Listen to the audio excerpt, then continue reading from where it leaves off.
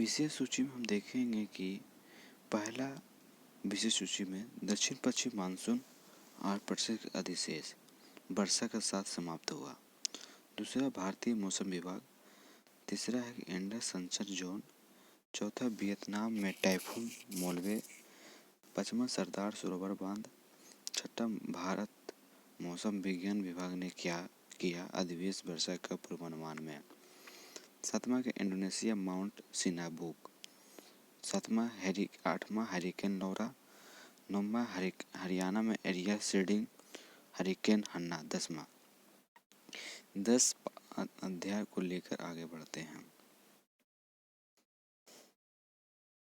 Geography में बोला जाता है कि दक्षिण पश्चिम मानसून में अधिशेष वर्षा के साथ समाप्त है।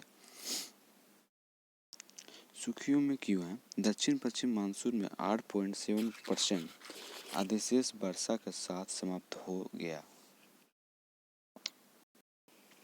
इस वर्ष में आंकड़े भारतीय मौसम विभाग के अनुमान को पार कर गए। 2010 के बाद पहला मौका है जब भारत लगातार वर्षा में 88 सेंटीमीटर की अपने लिंक्ड पीरियड एवरेज LPA के 100% से ज़्यादा वर्षा मिली है। बोलता है कि भारत को कम से कम 30 वर्ष में लगातार वर्षों में LPA 105% से अधिक नहीं मिल सका। 2019 में भारत में LPA 110 डिग्री की रिकॉर्ड वर्षा देखी गई, जो 1/4 सर्दी में सबसे अधिक है। अधिशेष वर्षा के कारण 2020 में भारी बारिश के कारण बंगाल की खाड़ी में लंबे समय तक चलने वाले कई कम दबाव वाले सिस्टम को माना गया कि जिनकी वजह से अगस्त 2020 में भारत के बड़े हिस्सों पर बारिश हुई है।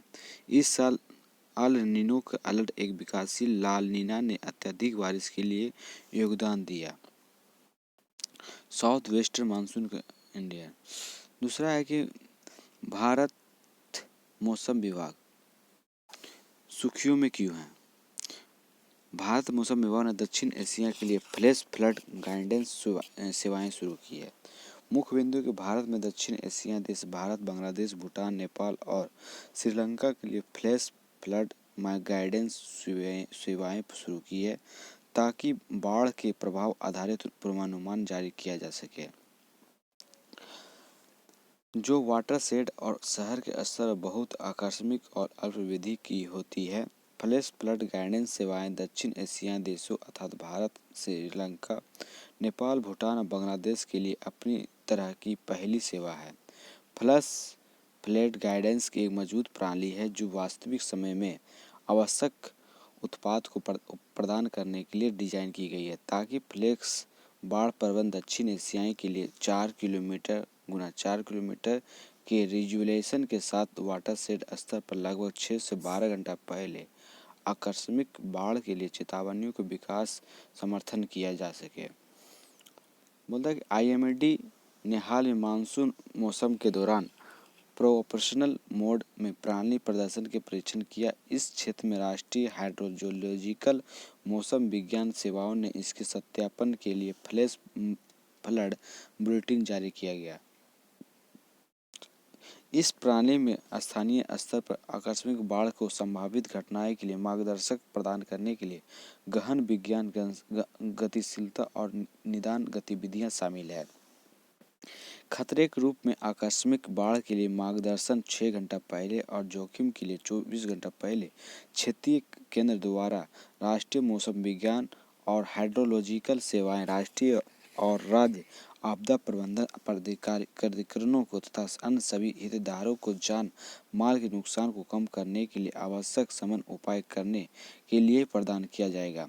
यह स्वीकार करते हुए आकस्मिक बाढ़ और प्रभावित आबादी के जीवाणु और गुणों पर विशेष रूप से विनाशकारी प्रभाव पड़ता है। पदर में WMO कांग्रेस ने वैश्विक कवरेज के साथ एक फ्लैश फ्लड गाइडेंस सिस्टम परियोजना के कार्यान्वयन की मंजूरी दे दी थी, जिसे WMO आयोग द्वारा संयुक्त रूप से WMO बुनियादी प्रणालियों के साथ विकसित किया गया। फ्लैश फ्लड क्या है? फ्लैश फ्लड निचले क्षेत्र जैसे ओएसिस नदियाँ, सूखी झील यदि अवसाद क्षेत्रों में आने वाली एक तीव्र गति बाढ़ है। यह भारी बारिश के कारण हो सकता है, जो तेज आंधी तूफान, उष्णकटिबंधीय तूफान, बर्फ के चादर या बर्फ के मैदान पर बहने वाली बर्फ से मेल्ट वाटर से जुड़ी हुई है। प्राकृतिक बर्फ में मलबे के बांध या मानव संरचना जैसे मानव निर्मित बांध को ढहने के बाद बाढ़ आ सकती है। आकस्मिक बाढ़ तुरंत ही उच्च शिखर के साथ छोटी अवधि की अत्यधिक स्थानीयकृत घटनाएं, आमतौर पर वर्षा और शिखर बाढ़ की घटना को 6 घंटा से कम समय होता है। दुनिया भर में राष्ट्र को आकस्मिक बाढ़ चेतावनी क्षमताओं की सामान्य कमी है।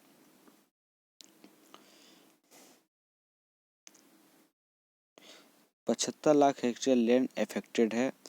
1805 करोड़ रुपया loss due to damage to crops house and public utilities.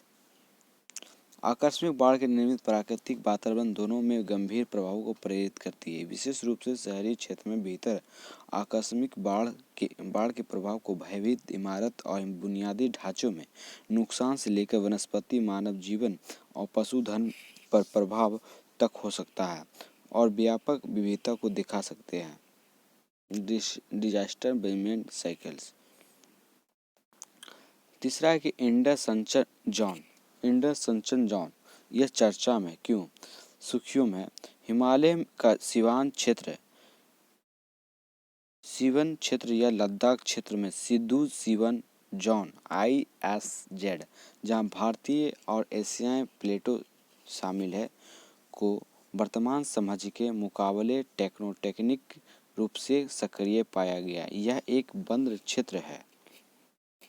मुख्य बिंदु के भूकंप के अध्ययन, पूर्वानुमान, पहाड़ों पर भूकंपीय संरचना के समझने के साथ साथ उसके विकास के मामले में इसके प्रमुख निहितार्थ हो सकता है। हिमालय के मुख्य केंद्रीय थ्रस्ट MST, मुख्य सीमा थ्रस्ट MBT और मुख्य फ्रंटल थ्रस्ट MFT जैसे नॉर्थ डॉपिंग थ्रस्ट से माना जाता है। स्थापित मॉडल के अनुसार MFT को छोड़कर अन्य सभी थ्रस्ट के बंद में कर दिया गया और हिमालय समग्र विरूपण के केवल MFT के साथ नियोजित किया जा रहा है। यह निष्कर्ष जो अक्षर क्षेत्र में है कि दूरस्थ फॉल्ट के नव टेक्टोनिक रूप से सक्रिय होने का सुझाव देते हैं। यह तकनीक और एक बड़े भूविज्ञानिक डेटाबेस को उपयोग करके मौजूदा विकासवादी मॉडल में एक गंभीर दृष्टिकोण दे सकता है।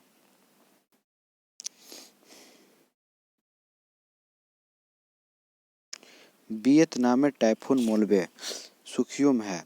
वियतनाम में हाल में तूफान मोलबे से प्रभावित हुआ है। ये वियतनाम में जून और नवंबर के बीच बारिश के मौसम में प्राकृतिक आपदाओं हेतु प्रबल है। मध्य तटीय प्रांत के साथ आमतौर पर प्रभावित रहता है, लेकिन तूफान ने विशेष रूप से हाल ही वर्षा में बदतर स्थिति उत्पन्न की है।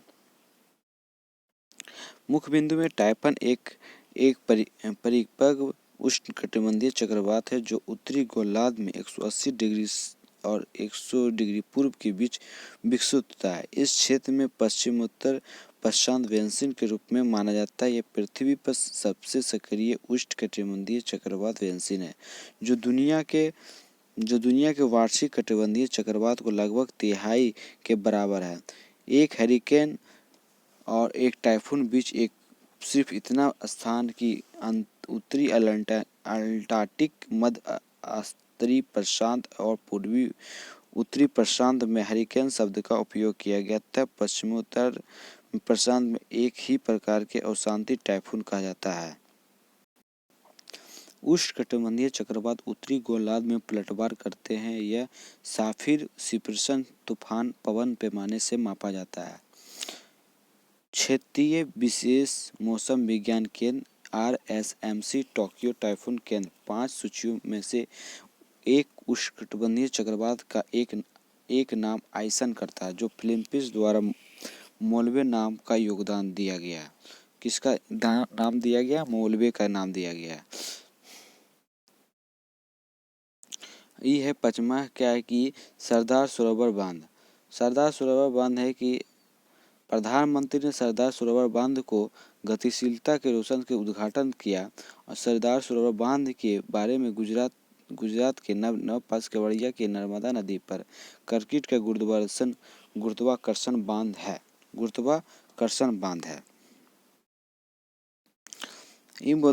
फिर ये क्या कहता है कि पंडित जवाहरलाल नेहरू ने 1961 में इस परियोजना के आधारशिला रखे। हालांकि इस परियोजना का निर्माण 1987 में ही शुरू कर दिया गया था। इसे विश्व बैंक अपने इंटरनेशनल बैंक ऑफ इंडस्ट्री के एंड डेवलपमेंट IBRD के माध्यम से घोषित किया गया। हालांकि इसे 1994 में वापस ले लिया गया। नर्मदा घाटी का एक हिस्सा बड़ी हाइड्रोलिक इंजीनियरिंग परियोजना है जिसमें नर्मदा पर बड़े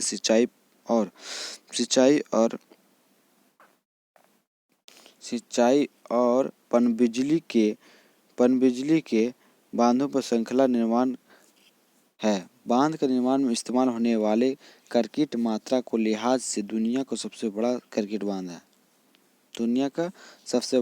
बांध है। यह परियोजना एक विवादास्पद परियोजना भी थी क्योंकि कई लोग पर्यावरण मुद्दे पर लोग की विस्थापन हवाला देते हुए बांध पर निर्माण को आपत्ति जताई। परियोजना के विरोध में उद्देश्य का नर्मदा बचाओ आंदोलन कहाँ से हुआ था? गठन किया गया। सुप्रीम कोर्ट ने 1995 में इस प्रोजेक्ट को ठप कर दिया। 2001 में परियोजना पुनर्जीवित किया गया लेकिन अनुसूचित जाति के निर्देश के तहत 110.64 मीटर की कम ऊंचाई के साथ, जिसे बाद में 2006 में बढ़ाकर 121 और 2017 में बढ़ाकर 138 कर दिया गया। इस बांध की उद्घाटन 2017 में प्रधानमंत्री मोदी ने किया था।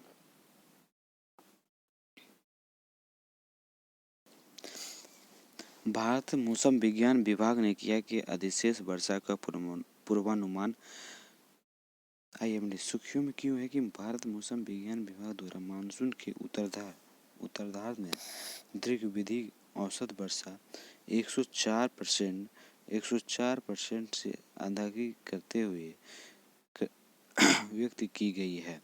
यह वर्षा समान सीमा से अंतर्गत आती है।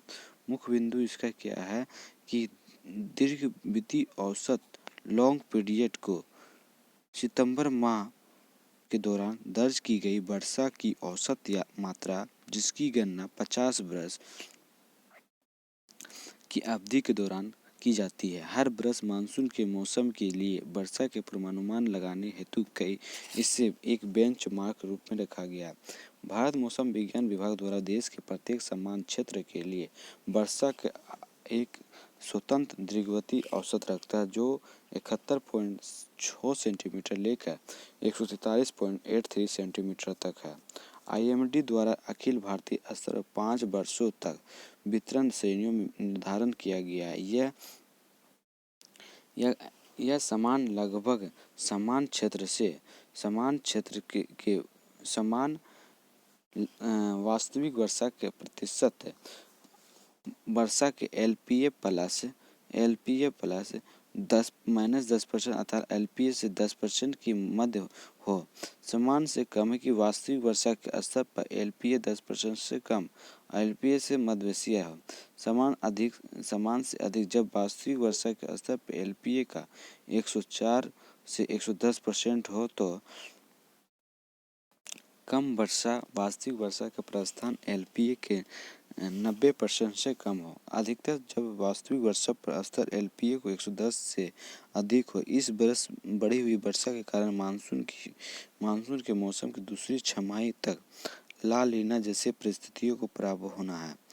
ला लीना एक जलवायु पैटर्न है जिसमें पूर्व भूमध्य रेखीय प्रशांत में समुद्री सतह का औसत तापमान कम हो जाता है। ला लीना एक अल नीना के समकक्ष माना जाता है जो इसके लिए प्रभाव अल नीना के विपरीत होते हैं।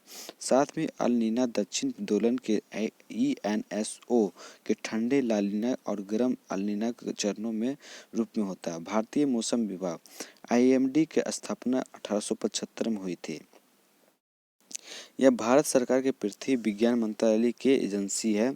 यह मौसम टिप्पणियों पूर्व मौसम भूकंप विज्ञान के लिए जिम्मेदारी प्रमुख है। इंडोनेशिया के माउंट सिनाबुक फर्सोफिटी सुखियों है, क्योंकि हाल में इंडोनेशिया के सुमात्रा द्वीप पर एक सक्रिय ज्वालामुखी माउंट सिनाबुक प्रस्फुटित हो गया, जो माउंट सिनाबुक उत्तरी सुमात्रा के कारो एजेंसी में स्थित है।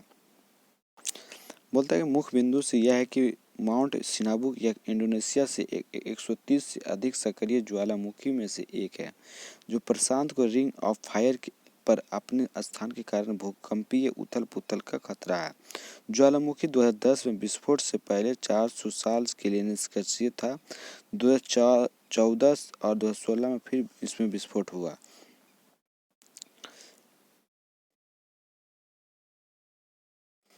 रिंग और फायर जिसे सेंकुलम पैसिफिक बेल्ट भी कहा जाता है, प्रशांत महासागर के साथ एक पथ है जो सक्रिय ज्वालामुखी और लगातार भूकंप की विशेषता है। यह प्रशांत कोकस, भारतीय ऑस्ट्रेलिया, नास्का, उत्तरी अमेरिका और फिलीपीन प्लेटों सहित कई टेक्टोनिक प्लेटों के बीच सीमांकन है। पृथ्वी के ज्वालामुखी 75% यानी 450 से अधिक ज्वालामुखी रिंग ऑफ फायर के किनारे स्थित है। पृथ्वी के भूकंप को 90% इस पथ से ही आते हैं। रिंग ऑफ फायर के साथ ज्वालामुखी और भूकंप की बहुतायत इस क्षेत्र में टेक्टोनिक प्लेटों की आवाजाही की मात्रा के कारण होती है। रिंग ऑफ फायर के साथ प्लेट अभिसरण सीमाओं पर ओवरलैप करती है, जिन्हें सब इंडक्शन क्षेत्र कहा जाता है। इसका मतलब है कि नीचे की प्लेट को ऊपरी प्लेट द्वारा नीचे धकेल दिया जाता है। इस तरह नीचे प्लेट को पिघलकर मैग्मा बन जाती है। अब मैग्मा एक बहुतायत ही पृथ्वी के सतह से पास ज्वालामुखी गतिविधियों के लिए परिपक्व स्थितियों को जन्म देती है। यह महत्वपूर्ण अपवाद प्रशांत और उत्तरी अमेरिका प्लेटों के बीच की सीमा है।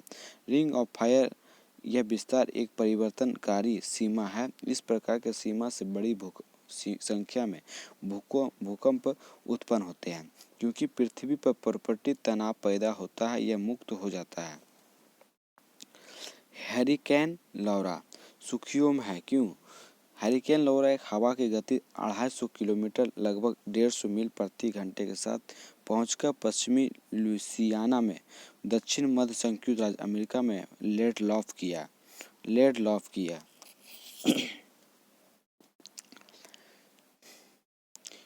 मुख्य बिंदु के विवरण हैरिकेन लौरा ने एक श्रेणी 4 तूफान है। जिस श्रेणी 4 तूफान में 130 से 156 मील प्रति घंटा के बीच वायु की गति होती है और यह पेड़ों को उखाड़कर और बिजली की लाइन को गिरा सकता है।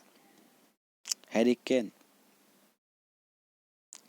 साफिर सिम्पसन हैरिकेन वेड स्केल। यह स्केल हैरिकेन के उन वायु गति के आधार पर 1 से 5 के पैमाने पर रेटिंग देता है। 3 या उच्च श्रेणी को पहुंचाने वाले हैरिकेन के शक्तिशाली हैरिकेन के रूप में वर्गीकृत किया जाता है। इसमें एक जीवन के अत्यधिक नुकसान पहुंचाने की क्षमता होती है। हैरिकेन के समय की अंटार्कटिक प्रशांत के क्षेत्र में हैरिकेन 2 मौसम देखे जाते हैं। अंटार्कटिक हैरिकेन के मौसम 1 जून से 30 नवंबर तक चलता है। पूर्वी प्रशांत हैरिकेन के मौसम 15 मई से 30 नवंबर तक चलता है। हैरिकेन हन्ना ये आखिरी हैरिकेन था जिसने टैक्सन तट तक 90% मील प्रति घंटे वायु की गति के साथ पहुंचाया था। इसे श्रेणी के एक हैरिकेन के रूप में सूचीबद्ध किया जाता है। यह अंटार्कटिक तूफान के मौसम में पहला हैरिकेन था।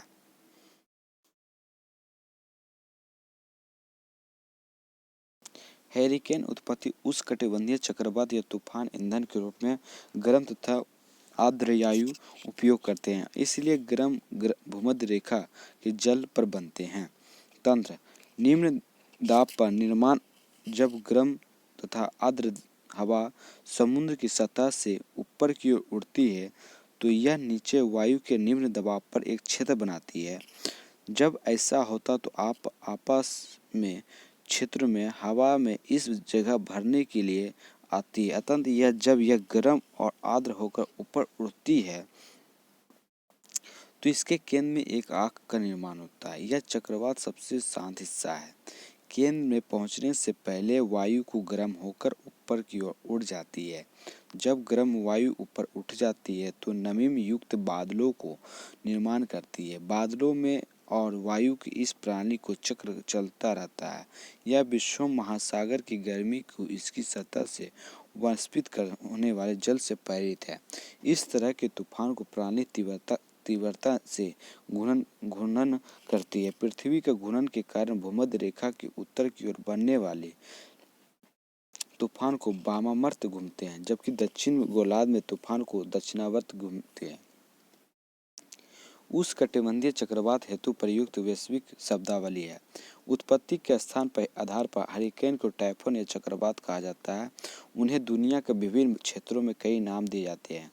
टाइफून उष्णकटिबंधीय चक्रवात को चीन सागर और प्रशांत महासागर में टाइफून के रूप में जाना जाता है। हरिकेन कैरिबियन सागर को अटलांटिक महासागर में पश्चिम भारतीय द्वीपों में है। टॉर्नेडो पश्चिम अफ्रीका और दक्षिण संयुक्त राज्य अमेरिका की गिनी भूमि में है। विली उत्तरी पश्चिमी ऑस्ट्रेलिया में है और उष्णकटिबंधीय चक्रवात हिंद महासागर क्षेत्र में है। हरियाणा में एरियल सीडिंग सुर्खियों में। हाल ही में हरियाणा सरकार ने प्रदेश के अरावली क्षेत्र में हरित आवरण के बेहतर बनाने के लिए एरियल सीडिंग तकनीक का इस्तेमाल किया गया। यह परियोजना अरावली शिवालिक पहाड़ियों को दुर्गम और कठिन स्थलों पर कम वनस्पति घनत्व खंडहर क्षेत्रों को पुनर्जीवित करने के लिए प्रायोगिक आधार पर संचालित की जा रही है।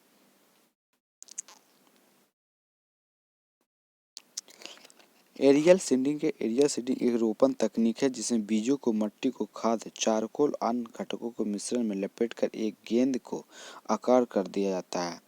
बाद में उपकरण जैसे विमान, हेलीकॉप्टर, ड्रोन यदि उपयोग करके इन गेंदों को लक्षित क्षेत्रों में फेंका जाता है। इसका छिड़काव किया जाता है। बीजों को एक तीन गुटकाओं को निचली उड़ान भरने से सक्षम ड्रोनों को द्वारा लक्षित क्षेत्र में बिखराया जाता है। इसमें हवा में तैरने के बजाय लेपन में प्रयुक्त मिश्रण को वजन से एक पूर्व निर्धारित स्थान पर जा गिरते हैं। जब पर्याप्त बारिश होती है तो यह गुटकाधारी बीज अंकुरित हो जाते हैं और भीतर मौजूद पोषक तथा प्रारंभिक विकास में मदद करते हैं। लाभ ऐसे में कि ऐसे जो दुर्गम है जिसमें खड़ी ढलान कोई भी वन मार्ग नहीं है, इस विधि उपयोग करके लक्षित किया जा सकता है। बीज के अंकुरण जैसे विकास ये ऐसी प्रक्रिया है जिसमें बीजों की बिखारने तथा पुनः इसे कोई ध्यान देने की आवश्यकता नहीं है। इस प्रकार बीज गुटिकाओं को रोपण को छिड़ककर भूल जाने फायर एंड फॉरगेट तरीके के रूप में जाना जाता है।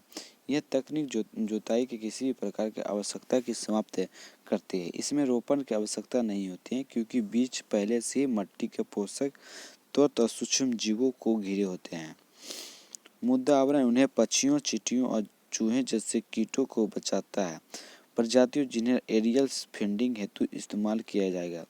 इस तकनीक के तहत इस्तेमाल में पौधे को प्रजातियों को क्षेत्र में विशेष प्रजातियों को तथा उनके बीच गुटकाओं को रूप में तैयार करने के लिए उपयुक्त आकार पर होते हैं जिनमें जीवित रहने की संभावना प्रतिशत अधिक होता है। समान तौर पर एरियल सीडिंग के लिए उपयोग की जाती है।